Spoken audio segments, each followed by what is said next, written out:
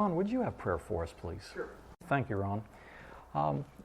Today I want to talk about a subject that kind of makes people unhappy sometimes, and that is the whole issue of debt and the challenge that we as individuals and we as a nation have gotten into.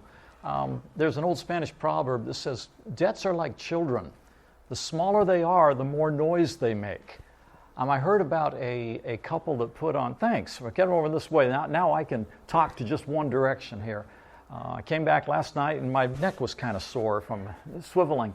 I heard about one couple that put a message on their answering machine on their phone, said, this is Joe and Sylvia, we're not home.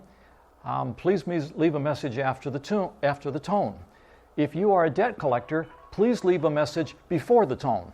Well, you know, that's not going to do much good for you, but I want to talk about debt, and I want to talk about the biblical side here. Deuteronomy chapter 28:12, in the promise that God gave to his people, the Lord will open the heavens, the storehouse of his bounty, to send rain on your land in season and to bless all the work of your hands. Listen to this. You will lend to many nations, but will borrow from none. Well, that's pretty cool, isn't it? I mean, you look at our country today and the debt that we owe to many nations, and going from a creditor nation to a debtor nation. And I think it's a great promise that God gave to Israel. And what he saw as success for them was not borrowing, but rather even lending. I found this and I thought it was a great poster. I borrowed money and they expect me to pay it back. And we think that that's kind of a logical approach. You borrow money, you think you should be expected to pay it back, but there are so many people today in today's world that somehow don't have the expectation that they ever have to pay it back, particularly with how easy it is to get credit today. So I hear about good debt and bad debt. Now I want to talk about some common definitions of good debt. Good debt creates value. Like, for instance, a real estate loan, a business loan, educational debt. All right? And bad debt buys something that immediately goes down in value, such as consumer debt, automobile loan, home equity loan. I'm not real impressed with these rule of thumb definitions, I got to tell you, because I think that it's too simplistic an approach. Borrowing money to buy a home that is in the wrong place and the wrong time and you can't sell when you need to, that's not necessarily good debt. You understand what I'm saying? A business loan for a venture that goes sour on you, is not necessarily a good loan. And then you think about this. You're a young guy, all right? You're out looking for a job. All right, let's just say you're out looking for a job. You don't have a car. You can't get a job without a car. So an automobile loan might actually be a pretty good deal if it helps him find a job. You understand what I'm saying? Is these rules of thumb, you got to treat them with a great deal of respect. Good debt, I think the general rules of thumb are probably not bad, but the reality is that all debt is going to have to be repaid someday. Now, there are exceptions. My wife got a degree in nursing. She ended school in debt. However, the particular debt that she got into was federal guaranteed debt, and it was forgivable debt. If she would work in certain places as a nurse, they would forgive that debt steadily over time. They did. They forgave most of her nursing debt because she worked on the island of Guam, which qualified as one of those territories that the debt was forgivable. So sometimes debt doesn't have to be paid off. Folks, for most of us, the debt's going to have to be paid off. And so all debt is bad in the sense that you're going to have to come up with the money someday to pay it off. And sometimes it's good in that it helps you with other perspectives. Let's look at the biblical perspective. Proverbs 22, verse 7. I won't go to the scriptures themselves, but it basically says that debt is a form of bondage. That's pretty heavy. Philippians 4:1. says that debt is a result of lack of contentment. Are you content? If you're not content with what you've got, then you tend to go and get into debt. James chapter 4, verse 13 to 16 says that debt presumes on the future. You remember he says, you're saying that you're going to go here and you're going to do this and you're going to do that, and you don't know what you're going to do. You really don't know what your future is going to be. Proverbs 28:20 talks about some people borrowing to get rich quick, to have more money immediately for their needs. Proverbs 11:15 talks about debt by co-signing. You understand what co-signing is? I'm going to talk about that in a few minutes, co-signing. Psalm 37:21, failure to repay hurts others. And then finally, Deuteronomy 16:17, debt impacts generosity. If you're servicing a heavy debt, it has to impact your ability to be generous when needs arise. One of the greatest things that concerns me about our church today, and Ron, you probably know this better than I do, working there with Andrews University, is seminarians, young pastors come out of the seminary heavily in debt and have to model and teach stewardship in the local church. You're a senior pastor. I mean, is what I'm saying makes sense? How can a pastor of a church model stewardship and teach stewardship if he's servicing such a heavy debt that he can't afford to give generously himself? It seems to me, am I correct there? He's nodding. You can't see him back in the room back in there, but it is a challenge. And so the biblical perspective, I think, is a very powerful perspective. Ellen White talked about it this way. She says, do not emulate fashionable neighbors. And we would call that in today's language what? Keeping up with the Joneses. It is not best to pretend to be rich or anything above what we are. Humble followers of the meek and lowly Savior. We're not to feel disturbed if our neighbors build and furnish their houses in a manner that we are, and look at what she says, we are not authorized to follow. I had never read that before. Have any of you ever read that? Ellen White says, we are not authorized to follow that example. How must Jesus look upon our selfish provision for the indulgence of appetite to please our guests or to gratify our own inclination? We are not authorized. So why do we incur debt? Why do we? I've got some unexpected expenses. One of the greatest reasons today for bankruptcy in this country is unexpected medical expenses. Major surgery, major treatment, very, very expensive, and drives you into trouble. Keeping up with the neighbors.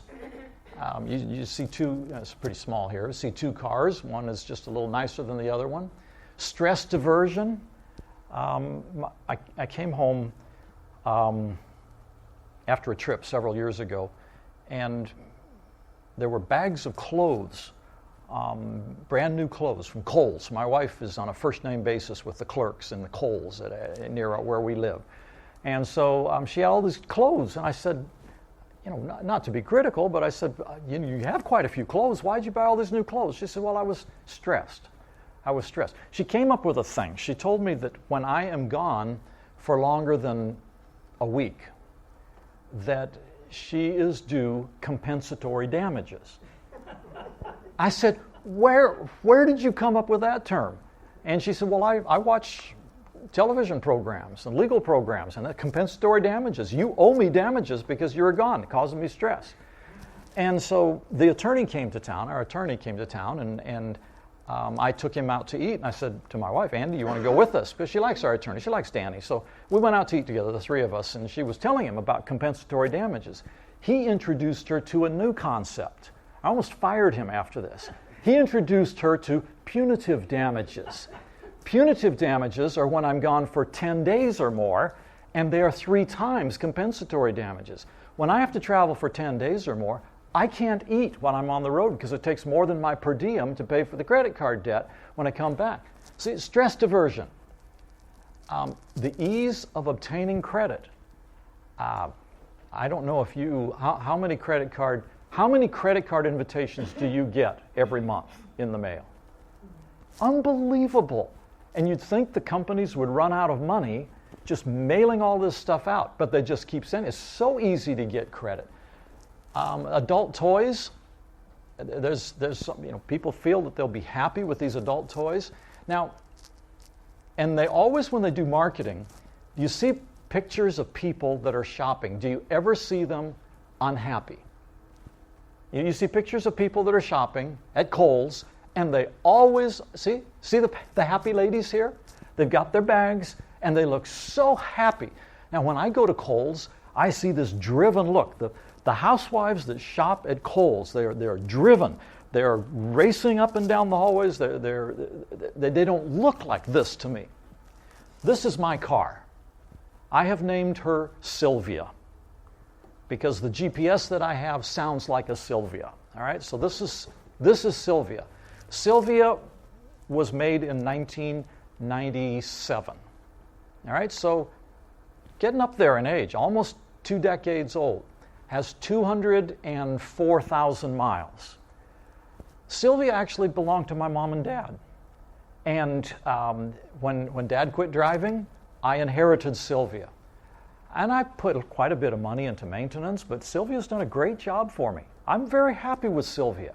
I have no problem continuing to drive Sylvia as long as it makes sense, financial sense. However, one day I was at church, and one of our church members drove in with this car. I kicked Sylvia. I have to admit it. I was sitting there in the seat, and I saw Don drive in with this new Camaro, and I just stomped my foot on the floorboards. And Sylvia said, "What did I do?" Oh, she did nothing. It's just that this is human nature. We have this tendency to say, why am I driving this 2 decades old car, and he can drive this car here, and so what do I want to do? I want to go out and borrow money to buy a Camaro, a brand new Camaro. I don't need a brand new Camaro. Well, just 1-year-old Camaro. Now that'd be all right, wouldn't it? But still going to have to borrow money. You understand what I'm saying? Tell me, what other reasons do you think of that people get into debt? I mean, unexpected expenses, keeping up with the neighbors, stress, ease of obtaining credit, adult toys, marketing to happy buyers, envy. What is it that causes people? Have I covered most of them here? Probably have. All right? Here is a person that has a lot of debt. Let's just go over them here and look at them. Credit card B. He's paying 21% interest, and the balance is $4,500. Credit card A, 19%, $9,500. He's got a loan on a Honda Accord, 7.5% interest, $18,000. He's got educational debt he's paying 6% on, $18,000. The Toyota Prius, 4.5%. He got a good deal, $14,000. Mortgage of 3.9%, $190,000. And Acme Furniture, 3%, $1,500. Total debt of $255,000. All right? Is he in trouble? All right? Now tell me what you think is the best logical way for him to start working down this debt. Dave Ramsey says from the lowest to the highest. Sorry? Dave Ramsey says from the lowest to the highest. Snowball effect. Now here I was going to say that, and then I was going to have somebody say, the logical thing to do is to get rid of the high interest ones. All right? Isn't that the logical one to do? Get rid of the high interest ones first. But Ed Reed, Dave Ramsey, Burkett, and others suggest what they call exactly what you have described, the snowball method of getting rid of debt. And that is, make the list shorter. And the best way to make the list shorter is to start working on the smallest one. So even though it's not the highest one, you're exactly right. Take out the Acme Furniture one. You can get rid of that one quickly. Now instead of having 1, 2, 3, 4, 5, 6, 7, you have only 6. Then you start working on the $4,500 one. So don't take them in the order of what the interest rates are. That just twists me all up. I don't like that at all. But I understand what Dave Ramsey says. He says that 80% of debt management is behavioral and only 20% of it is financial. And so this is the financial. The financial part of me says, I want to get rid of this 21% interest rate one. But the behavioral one says, if I start knocking these things off and shortening the list, I have a greater probability of success by plowing through them, by making the list shorter and shorter and shorter. Why? Because of inertia. I just feel like the snowball effect. It starts rolling downhill, and I start getting that behind me. So what do you think of the snowball effect? Ron, what do you think of snowball effect? I think it's probably a good idea because you're building upon success. Yep. You know, once you finally establish the mentality that I'm going to get out of it, and you now can begin to see that it can happen. I mean, this person has got to be fairly miserable at this point. Boy, like you said, if you just knock one of them off and now only have 6 to concentrate on, now I can go after the next one. Yeah, these things do build on themselves. I think that the challenge with this whole thing is that we have all assumed that this particular person has got control of his finances is not adding to his debt. Where he is right now, with 2 large credit cards, 2 automobiles, still got educational debt, he obviously has put himself in that position somehow. And let's not be judgmental or critical. This is reality. This is life. And so it's awfully easy to be critical, but the reality is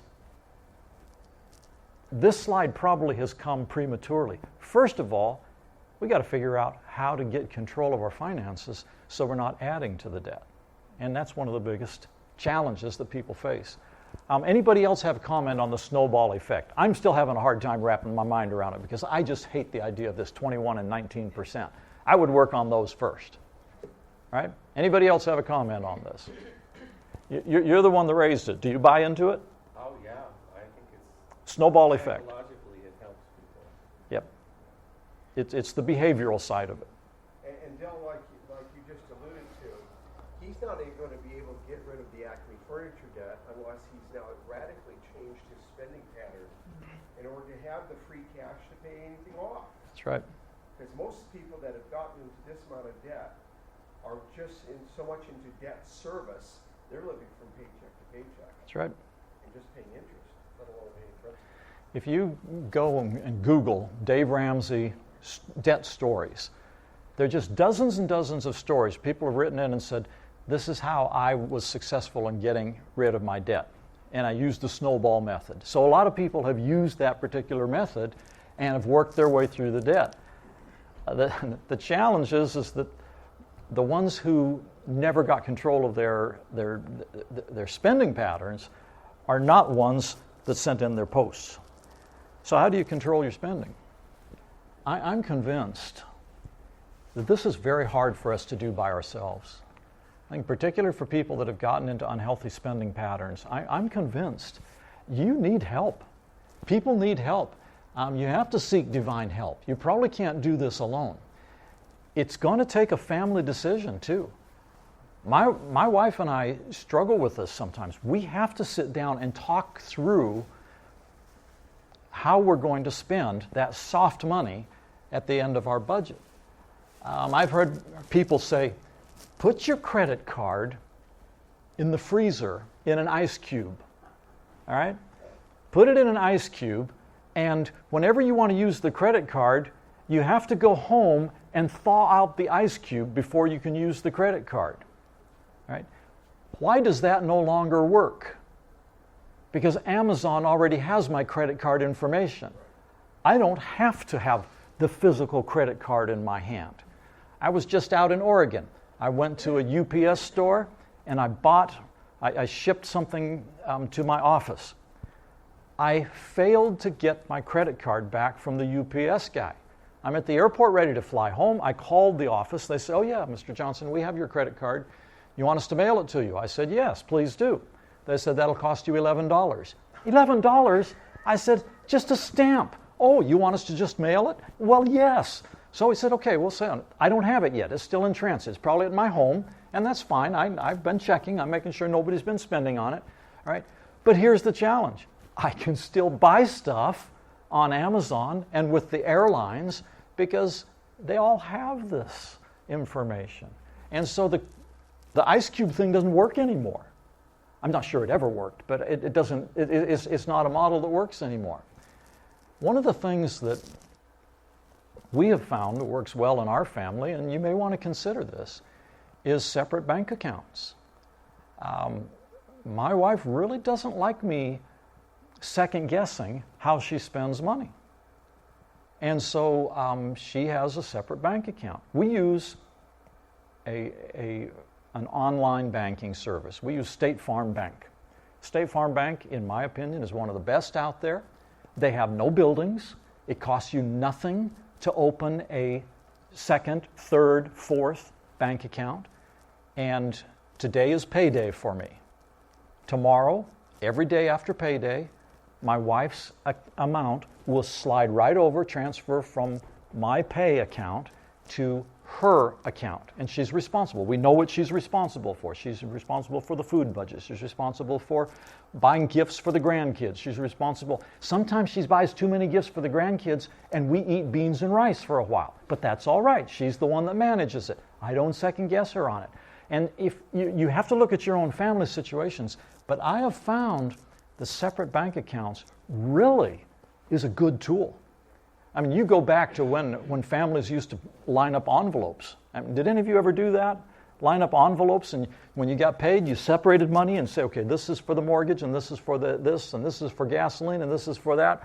My wife and I tried that. Didn't work very well. We kept stealing from each other's envelopes. But the separate bank accounts, we have found, really works. Does anybody here use that? Do you use separate bank accounts? You do? You do? You do? All right, so, and the fact is it used to cost you money to open another bank account. Doesn't now. It doesn't. You can have a bank account, and my wife and I use debit cards for those bank accounts. It works very well for us. And the credit cards are the big problem, folks. Mastering the credit cards. We have gone mostly to debit cards, except for my travel. My travel expenses, I spend quite a bit of money every year traveling, and I get reimbursed for it, and I don't have the reserves to be able to take that out of my own bank account. But for most of our expenditures, we use a debit card. And you know what a debit card is? It takes the money right out of your bank account. It doesn't. You don't have to pay it off later on because you're paying it off when the expenditure occurs. And of course, paying the balance monthly. You know, the credit card company is going to hate you if you do that. Isn't it fun? Isn't it fun to think, boy, those people really hate me because they're not making any money on me. You're paying it off. Dave Ramsey suggests find an accountability partner. And Ed Reed mentions this as well. If you have a problem with unhealthy spending patterns, so who would you think? Choose very carefully. What would you see? I don't know if this is a good idea or not. Talk to me about it. If you had unhealthy spending patterns, and this was your habit, what type of a person would you want to have as an accountability partner? You want somebody who's very a tightwad. Who doesn't have the same problem? Exactly. The opposite. All right. What else? You'd probably want somebody who'd keep their mouth shut, wouldn't you? You don't want somebody that's going to embarrass you. I think the first choice always has to be your spouse. I mean, just being accountable to your spouse can be conflicting enough. Incentivizing enough. You know, you did what? Yeah. You know? Yeah. But if that doesn't work, then yeah, you have to choose a best friend, somebody who's very well acquainted with you, somebody you can be very comfortable with. So I think trust is very important. And how would you actually do this? I mean, I guess basically what Ramsey suggests is basically you put together a little report, and every other week or every pay period or something, you just have a little conversation with them. This is what I spent money on. This is what I did. I hate the idea of that. What's an intrusion on my privacy? But if you can't break out of the pattern, you want to find every method you can use to break out of unhealthy spending patterns. Been there with my own personal life, and can understand why some people just simply cannot break out. So you can see the hands of the guy. He says, we're drowning in debt, but we're still saying yes to going out to eat. It's a challenge that people face. We talked about budgets the other day, and here's the simple budget again. You have your monthly income, you have your hard expenses, tithes and offerings, taxes, insurance, retirement contributions, housing expense, transport expense. And it comes up to your total hard expenses. And then you have room for the soft expenses. Here's the problem, folks, is that which spouse gets the crack at the soft expenses? Sometimes I feel like I keep, okay, well, another month here, I have some soft expenses. I need to spend money on something, on this or that. And then my wife beats me to it by going to Kohl's ahead of time. You can't just assume that. You have to figure out a way to hold each other accountable for the soft expenses. You know you have to pay these. You know you got to pay those. But these here and how they're going to be divided up month to month becomes very important. That's how the separate bank accounts can really work. Very, very valuable. It has been very valuable for us anyway. Ellen White wrote to a person in debt one time, and this about it. I read this to my wife just a few minutes ago. She says, wow, that's pretty strong language. She says, be determined never to incur another debt. She's talking to a person that had unhealthy spending patterns and was deeply in debt. She said, deny yourself 1,000 things rather than run in debt. This has been the curse of your life, getting into debt. Avoid it as you would smallpox. Make a solemn covenant with God that by His blessing you will pay your debts and then owe no man anything if you live on porridge and bread. Deny self at least while you are walled in with debts. Do not falter, be discouraged, or turn back. Deny your taste, deny the indulgence of appetite. Save your pence and pay your debts. When you can stand forth a free man again, owing no man anything, you will have achieved a great victory. That's pretty profound. Pretty profound. And Ron, I wish that some of our seminarians would read this statement, because I think that a lot of them are headed for trouble. Dave Ramsey talks about myths. We talked about myths the other day. One of the myths is co-signing a loan. By co-signing a loan, I am helping a friend or a relative. And then he says, the truth is, you better plan to repay the loan. And here's what you think about it. In today's easy credit society, there are banks that want to loan as much money as they can. But they won't loan to that individual. If in today's easy society they won't loan to that individual, there's got to be a pretty good reason. And basically it means you are going to pay the debt. It's going to happen. One person has said, if you have a friend that wants you to co-sign his loan, you need to decide something. Which do I want more, the friend or the money? Because chances are you're going to lose both. Chances are you're going to lose both. You know, one more thing. Maybe you're going to have more on relationships. I'll let you finish this section first. Go ahead.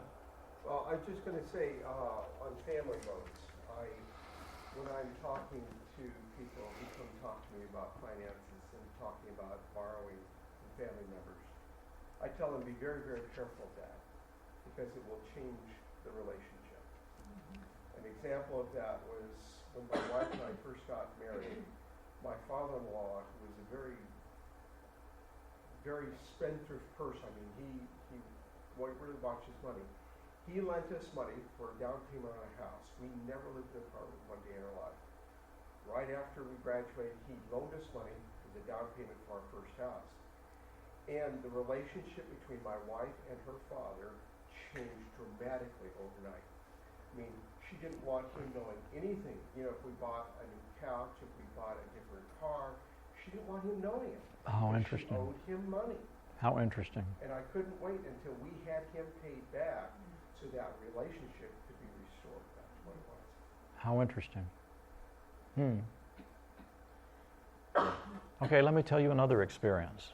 Because I'm going to talk about co-signing here. I feel very strongly about it, and borrowing money within families. My wife and I went right out of school overseas as missionaries. For 17 years, I mentioned this the other day, and for 17 years we lived in denominationally owned housing. We came back to the United States. Not only did we have no homeowners equity, but we also had no credit because we had been out of this economy. I had a credit card, but it was a Singapore-based credit card. All right? That credit didn't come across. I had never paid a car loan. I had never paid a mortgage payment. I had no credit, zero credit. I was looking at really being taken to the cleaners when it came to interest rates if I bought a house. But I needed to buy a house because I needed to start developing some homeowners equity. A very wealthy, not wealthy, a very generous family member agreed to loan me not a down payment, but the money for the house. And it ended up working beautifully, but we did it right. We went to an attorney, we filled out a mortgage agreement, we registered it with the county, and it had all the provisions in it, had it notarized, went through closing with it, and we worked it all out so that if, heaven forbid, foreclosure should occur, she had all the ability to make that happen. And it really worked well for us. And in another year, that thing will be gone. All right? So it can work, Ron, but you better test the relationships and the personalities pretty carefully because it doesn't for everybody. And I really think, in retrospect, it probably would have been better to figure out a way to do it commercially. In this case, it worked out okay, but it could have had a bad ending. It could have had a bad ending. So, I don't know what you think about this, but I think that what Dave Ramsey says is probably pretty good. He says, why do we sign somebody else's loan? Again, I already mentioned this.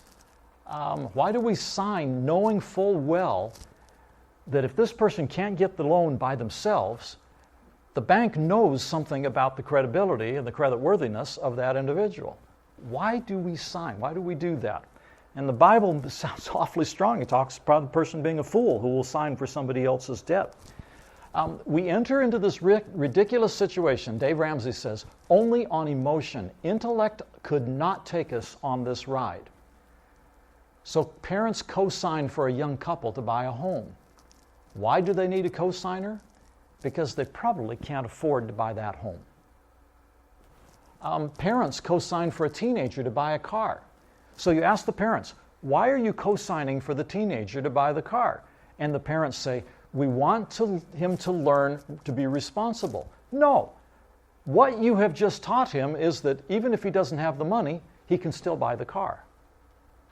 You see the challenge?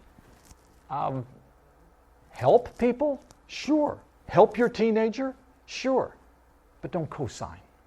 Don't co-sign. Find another way to help people rather than co-signing. And Ron, this gets a little bit to what you talked about. If you truly want to help somebody, give them the money. If you don't have it, then don't sign to pay it because you probably are going to pay it. Proverbs 17. One who has no sense shakes hands in pledge and puts up security for a neighbor. Or the CEV version of the Bible says, it's stupid to guarantee someone else's loan. You know, the Scripture doesn't mince words here with this. It's pretty strong statements. Paul wrote in Romans, let no debt remain outstanding except the continuing debt to love one another. And that's a debt. That's a debt I can live with. I have a debt to love others. Whoever loves others has fulfilled the law. And he uses the word debt here kind of as a metaphor, but it's pretty strong. It's pretty strong. Our debt to care for and love others is important. Now, I want you to go back to the Old Testament and think in your minds about the story of Elisha and the situation that he ran into where there was debt. Do you remember in 2 Kings chapter 4, remember Samuel started the schools of the prophets back in the Old Testament? And they were at Bethel, they were at Gilgal, they were at several different places around the country. And the schools of the prophets were essentially to teach young people the values, the tradition, the religious history of the nation. And Samuel supported those, supported them. And Elijah tried to restart them. He did restart them. And so they were going again. And after Elijah was gone from the scene, Elisha came. And he went from one location to another. And he visited the schools of the prophets. And one of them, he came to the school. And you remember the different stories. The axe head that floated, you remember that one? And you remember the death. There's death in the pot. And he put the salt in and so forth. But there's one story that I found very interesting. And that is one of the wives of one of the students at the school came to him and said, I am in terrible trouble. What was her problem? First of all, she was a widow. Her husband, the seminarian, had just died. All right? But how had he died? I mean, we don't know how he died, but how had he left the family? In debt. It says the creditors are coming. Now, we don't know how he got into debt. We don't know if it was good debt or bad debt. We just know it was debt. And the creditors were coming. And in that day, what did you do? What did a creditor do?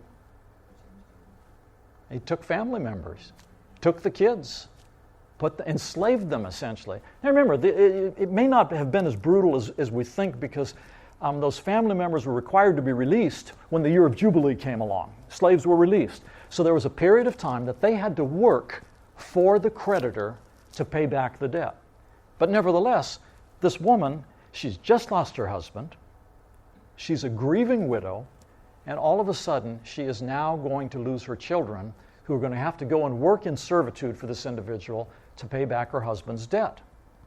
And I looked at that and I thought, that's not what the story is about. The story is about the miracle that Elisha performed, that the Lord performed through Elisha for her. And you remember what that was. He said, go and find, what do you have in your house? I have a little cruse of oil. She says, that's all I got? A little cruse of oil? He said, okay, go and find all the pots you can find, all up and down the street. So her two kids are running up and down the street, bringing in pots, and she just keeps pouring, and she keeps pouring, and she keeps pouring. And ultimately, he said to her, when they were gone, and she said, I can't find any more pots. He said, okay, and the oil stopped flowing. And you remember what he said to her? He said, sell what you have, sell the oil. I thought about this story. This sounds like one of the stories of somebody really truly striking oil. You know, we use that term now, struck oil. Sell the oil that you have and pay the creditor, and then what did he say? He said, then live on the rest. Elisha and God, in his generosity, saved this woman from debt by not only giving her enough to pay the creditors off, but giving her enough to live on until her children were old enough to be able to take care of her. Live on the rest for you and your children, he said to her. God came and really came through. I mean, he hit a home run for this woman. But you go back to the husband who put his wife in an untenable situation, an unsustainable situation, by leaving her in debt. Now, you say, well, he couldn't tell when he was going to die, and they didn't have life insurance in those days. Okay, I understand it. We do have protective mechanisms, and we talked about this the other day, risk management. How do you manage risk? If you're going to take on debt, you really want to make sure that if the unthinkable happens to you, that you got it taken care of. You got it taken care of. Nobody's going to go into slavery as a result of, or nobody's going to have to file for bankruptcy as a result. Did you know that student debt is one debt that cannot be discharged by bankruptcy? Just about every other kind of debt you can discharge by going through a bankruptcy proceedings. But student debt cannot be. I believe that is a correct statement. I've read that and I've studied that, and I believe that student debt, you're stuck with student debt. And so people that we talk, you told me that you talk with students, and Ed Reed talks with students, and he told me the other day, he told me, I tell students, if you need debt to pay for your education, get just enough to pay for your education. The challenge is the students look around them and they see somebody who's a sponsored minister, who is there sitting in class with them. He's sponsored. This one is not. This one may have a father that's able to give his son a car, a new Accord. Well, I should have a new Accord. And so they come out with the credit cards maxed out, and you see the problem. Did you listen to Donald Trump and his statements the other day? My wife and I just shake our heads in dismay. We have a country, how many people live in this country? 350 million people? Really? Are these the only two people we can vote for president? And you hear Donald Trump talk about, and you hear the accusations that are being made. Did you see his playbook at Trump University? His playbook on how he would drive people into debt. If you get somebody that wants to go through Trump University, the playbook says, if he's got the money, take the money. If he doesn't have the money, push them to max out all of their credit cards so that they can pay to go through Trump University. And there are a lot of people out there that will drive us to max out our credit cards. And it's one of the greatest burdens that people carry as a result of that. You know, I don't know what else to say about it. I obviously feel quite strongly about it. But I never saw Elisha in the story of the oil, the pouring of the oil, in the perspective of risk management and the protection of debt. Somehow, her minister husband put himself in the hole financially, and somehow he died and left his family in a terrible, terrible straits. And I guess what I'm saying is, as I look at my wife's situation and her ability to take care of debt, should I go down in a flaming airplane, I've got to make sure that if that ever happens, she is cared for. I believe that that is a God-given responsibility, that debt will be cared for. I think I told you the other day that I made the mistake of telling her that she would be fairly wealthy if I went down in a flaming airplane. That probably was a mistake to tell her that, but nevertheless, I don't know. Pastor, have I interpreted this story incorrectly? Have I gone off the beaten track with this story? I don't think that's the main reason for the story. The main reason is the grace of God to help them out in that terrible situation. But I see as a secondary lesson in there, don't ever put your family in a situation where if the unthinkable would happen, that they would be left in a terrible, terrible, unsustainable situation. A modest home. I think I told you on Monday, those of you that were with me on Monday, I think I told you about the advice that I got when I moved to Maryland. I moved to Maryland, and a friend of mine said to me, Del, when you move here to Maryland, buy a house that you cannot afford. And I said, why would I do that? And he says, because here in Maryland, the values of housing are going up and up and up and up, and inflation will take your wages up, and pretty soon you'll be able to afford the mortgage payment, and the house will go up in value. And every time I see that person, I am so grateful that I did not follow his advice, because my wife was unable to work after a while, and situations happened, and we would have been in real trouble had we done what he suggested. And the value of the houses didn't go up, and my wages didn't go up. And so nothing about that strategy worked. I'm so grateful. I already showed you that particular quote. So the American dream. Dave Ramsey talks about going into debt for a home. And one of the things he says, you are ready to buy your first home when you have met these criteria. First of all, you have no other debt. Whoa, I'll never be able to buy a home. Well, wait a minute.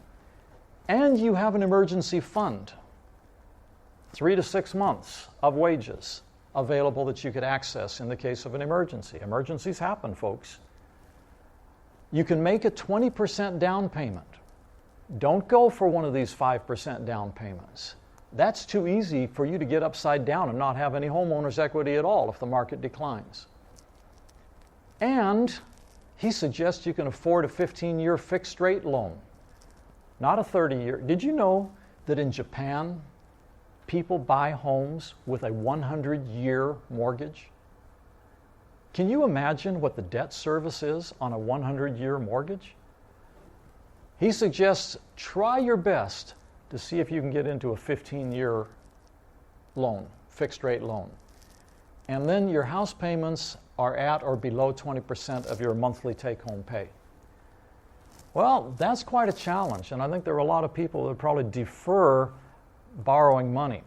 Dave Ramsey in another place even goes farther than this, and I think he pushes the concept. He says, don't buy a home until you can pay for the whole house with cash. And I'll tell you why I don't think that works. I think people like Dave Ramsey are so disciplined, and they've learned discipline by making mistakes, but they are so disciplined that they probably could save the money and pay for the house in cash.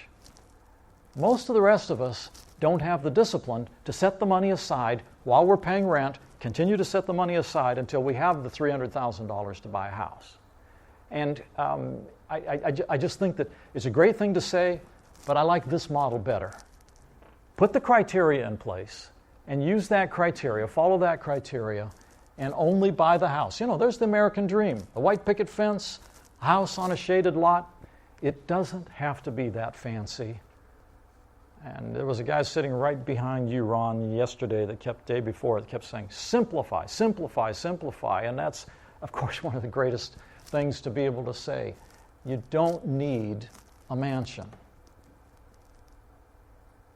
So, no debt, no credit card debt. Your consumer debt is in hand. You have an emergency fund. You can make a 20% down payment. You can afford a 15-year fixed rate loan.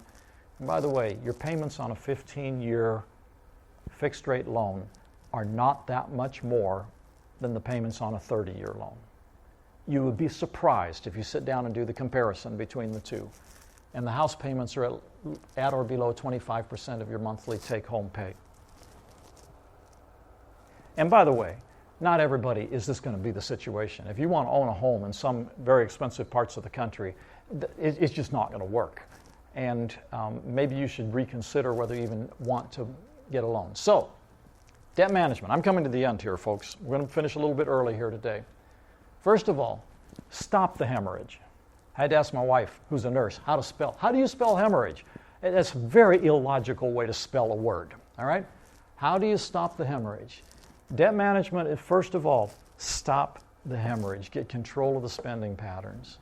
Second, work steadily on eliminating the debt. And that involves denying self. You may find that you need help. You may find that you and your wife struggle with this, you and your spouse work with it, and you just can't seem to get control of it. You might find that you need a certified financial planner, or even just somebody that you really trust, that you can figure out a way to get control of your spending. And then family decisions. How do we use the soft money? What are our goals? What do we want to accomplish? If you have debt, if you have major debt as a result of bad decisions that you've made over time, I'm convinced that God can help us work our way through those patterns. He can help us with these things. He can help us stop the hemorrhage. But the result of debt is so tragic in families sometimes. It has such an impact, as you mentioned, Ron, on families. It has such an impact on your ability to mentor others and to be an example for others. So talk to me about debt. Have I covered the material? Has this been useful material to cover today? You see anything else that you see that would be helpful in helping an individual get out of debt? You work with young pastors sometimes, probably. Is there anything that we've missed here in talking about debt management?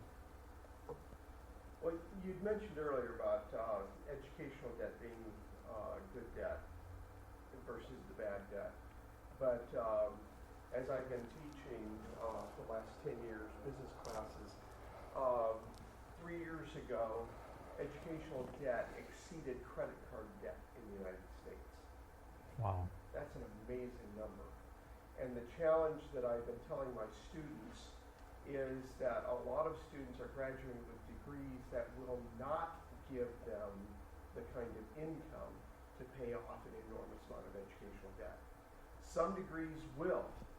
You know, most business degrees, you will earn enough in your active work life that you can pay back the student debt. But a history degree, an art degree, even an information technology degree, many times, you're just not going to have the money to pay it back. And so you have to restrict and to try to pay as you go on it. It's no longer a guaranteed form of person. I think it's a good point, Ron. There are a lot of throwaway degrees out there that you work diligently on. They're rigorous to get. You go into debt to get them. My son Jeremy came home during one quarter. He was a student at Andrews, and he came home, and I got the bill from Andrews, and I said, Jeremy, what is this? And I was used to seeing these big quarterly bills coming from Andrews, and the credit that was against it, that we were putting into it and all, but there was lab fees, huge lab fees. And I looked at the class. What was the class? It was English literature, and there was lab fees of over $1,200. Why would you have $1,200 of lab fees? I said, Jeremy, what is this? He said, Dad, it's the tickets. What tickets? To London. The school took my son to London as a lab expense for an English lit class. I went nuts. I couldn't believe it. What is this? And I think what you said is right. Students really are not always well served by the universities that talk them into taking a class that will not generate the type of income. Now, you don't go to school just to generate income. You go to school to be able to do for the rest of your life what you love to do. Right. Okay, so that's part of the reason there. But if you spend the rest of your life trying to pay off that educational debt, that's not a positive experience, no question. Any other comments or questions? Has this been helpful, a helpful exercise in going through the whole issue of debt management? All right, so you have your solutions now if you have a debt management problem. And tomorrow what we're going to do is we're going to spend time going through basically kind of putting together the pictures as you're doing long-term planning, looking at the whole picture. You can talk about annuities, one of my favorite subjects, and particularly a pretty exciting new product that has come out recently that you might find very, very useful as you're looking at approaching retirement. I want to talk about that. I want to talk a little bit about health care in retirement.